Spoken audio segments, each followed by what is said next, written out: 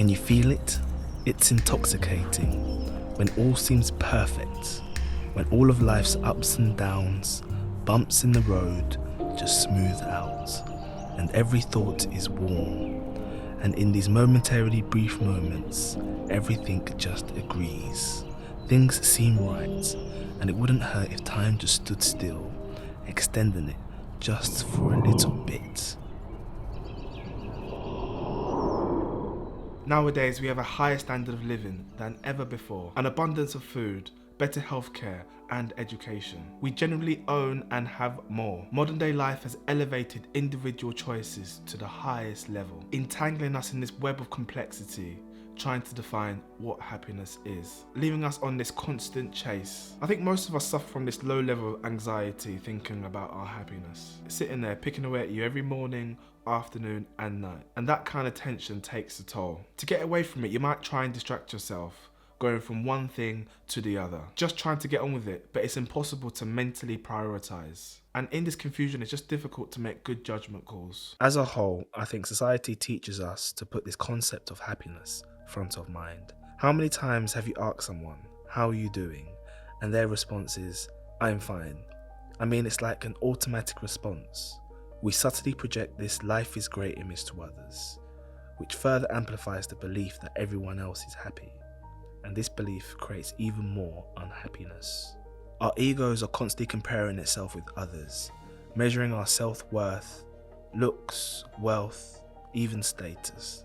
I remember leaving uni and I would constantly compare myself to my counterparts in the same year, some of which got jobs quite quickly, and I had felt like I'd fallen behind a bit. And this habit of self-comparison and those feelings of insecurity set me on a path where I'd work even harder towards my goals. I made it a priority even if it made me unhappy, in the hope that when I finally got what I wanted, only then I would decide to be happy. During this period, I wasn't fun to be around. I spent little or no time around the people who were actually important to me. And my quest was very bullish and I was selfish with my time. It got to the point where I had to check myself. I looked myself in the mirror and I'd become what I'd always hated. My usual happy-go-lucky self had dissipated, and the serious persona that I was permeating had me stuck in this negative feedback loop, which over time took me through years of internal suffering, following this misguided assumption that sooner or later, all this effort, all this suffering was going to pay off someday. The thing is, achieving that promotion didn't feel as happy as I imagined. That momentary pleasure may have lasted a week or so, but slowly and surely my baseline of happiness would return back down to zero. And I started to look around at the people that were on the same trajectory as me, and further down the line, and I would see them achieving heights that only I would dream of. And slowly I could see the misty cloud that surrounded them.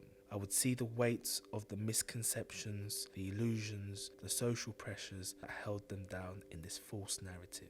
When I think about when I felt the most happiest, they comprise of ordinary moments. The most simplistic of things, a beautiful view through the window, the warm touch of the sun in the early morning, the smell of your favourite food.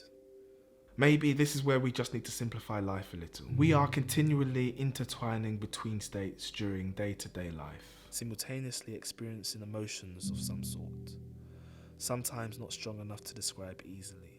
We can't put a finger on it at times. It's not just a story of black and white, but starting to pay attention to how you are feeling. Maybe, and just maybe, managing it could be a solution. I can already hear you saying, how can I manage how I feel?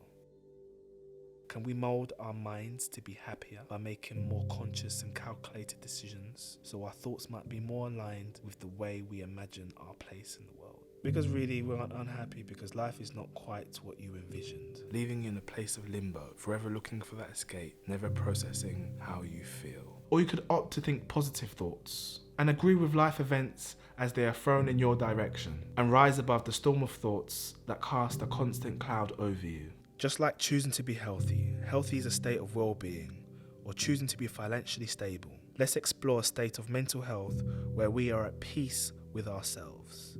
And being in a state of peace is where you want to sit. A state of mind where calmness and satisfaction exist, with all other unwanted baggage that life has to offer. And if you can view your happiness as akin to peace, where you can manage these peaceful moments, we can finally try to start to mould our happiness. You may have seen people who always seem to be happy. Somehow they have mastered peace, no matter what happens. I once had an in-law who was always eternally happy. I mean, it was like a breath of fresh air when I think about it. He always had a smile on his face, even when he was going through times of uncertainty with his job. I don't think there was a time where I ever saw him pissed or unhappy. And it was only through having a slight drunken, tipsy conversation that he opened up to me. He had gone through a real tough journey to get where he was. He had worked tirelessly in a physically demanding job for years on end. He had moved across the world, living away from his family, gone through a monumental heartbreak.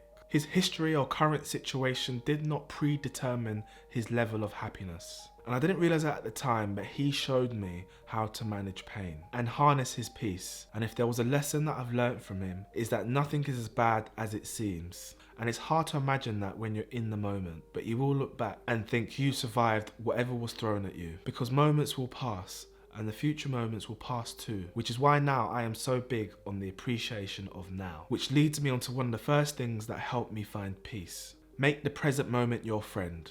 At any given time when you're walking down the streets, a very small percentage of your brain is focused on the present. The rest is planning the future or regretting the past. This keeps you from having an incredible experience. It's keeping you from seeing the beauty in everything and for you being grateful for where you are. You can literally destroy your happiness if you spend all your time thinking and living in delusions of the future.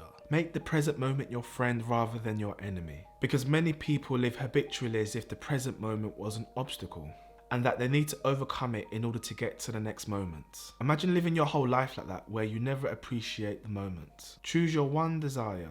You may not realize it at the time, but we're always desiring things. Looking for that new car or searching for that holiday.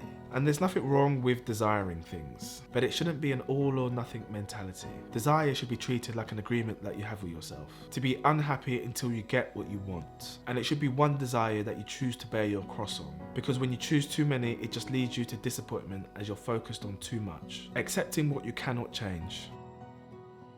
For some people in different countries, their culture and phase of life plays a part in their happiness. There's less social pressure on high-flying careers and to spend countless hours dedicated to working. I've seen this play out in some Mediterranean countries in particular, where the pace of life is a little slower and there's a bit more appreciation for life in general. They value the simple things more, sitting down, eating together as a family, talking, listening to other and telling each other stories. And when I saw this for the first time, it was so alien to me, but I loved it. This is what peace is about. We spend so much time and effort trying to change the external world, as if our happiness depended on it. And those bad events that do happen slowly chip away at our souls and our once idealistic, beautiful view of the world. And the truth is, bad events pass, moments are temporary, and they only just interfere with our thoughts. Our thoughts are fluid and continually interchanging, and allowing your thoughts to sit in these momentary intervals of peace may in time give you the ability